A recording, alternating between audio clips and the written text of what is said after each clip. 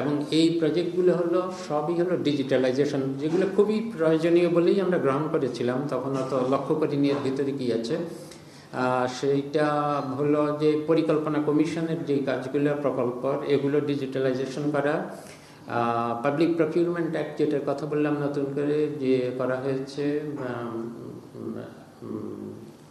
সরকারি ক্রয় নীতি, ওখানে তো পুরোটাই অনলাইন, ওখানে অনেক হার্ডওয়্যার সফটওয়্যারের দরকার হয় সেগুলো, এবং ওইখানে পুরোটা ডিজিটালাইজেশন। আমাদের বিবিএস বাংলাদেশ পরিসংখ্যান ব্যুরো, এইটারও সব যত ডেটা আছে, বিশেষ করে এই যে প্রত্যেক বছর কত প্রবৃদ্ধি, জিডিপি প্রবৃদ্ধি হলো, কত ইনফ্লেশন হলো, এগুলো যে কন্ট্রোভার্সি হয়, এটা আর হবে না, সবগুলোই ডিজিটালাইজ থাকবে এবং যে কেউ ওগুলো দেখতে পারবে।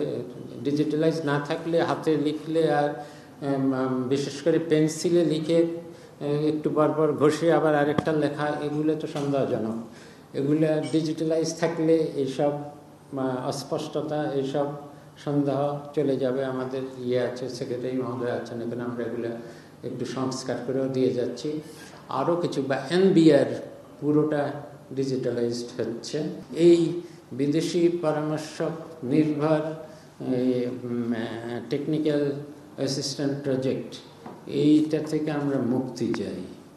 এটা একটা বড় ধরনের সমস্যা, কিন্তু অনেক জায়গায় আসলেই যেখানে আমাদের পরামর্শক দরকার, যেমন আমরা টেকনোলজিকে কী করে উন্নত করব, আমাদের গার্মেন্টস শিল্পেরও অনেক টেকনোলজি উন্নত করার দরকার হয়, যেটা আমরা নিজেরা জানি না, চীন থেকে আনতে পারি।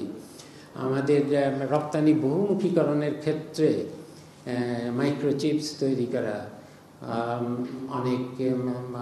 অনেক কিছু অ্যাসেম্বলি করা, আমরা আশা করি শীঘ্রই পারবো, যেটা সেলফোন অ্যাসেম্বলি করা, মোটর গাড়ি অ্যাসেম্বলি করা আমরা এখন কিছু করি, কিন্তু আসলে আরও বেশি ভ্যালু অ্যাডেড তৈরি করা, এইসব ক্ষেত্রে আমাদের বিদেশি কনসালটেন্ট দরকার।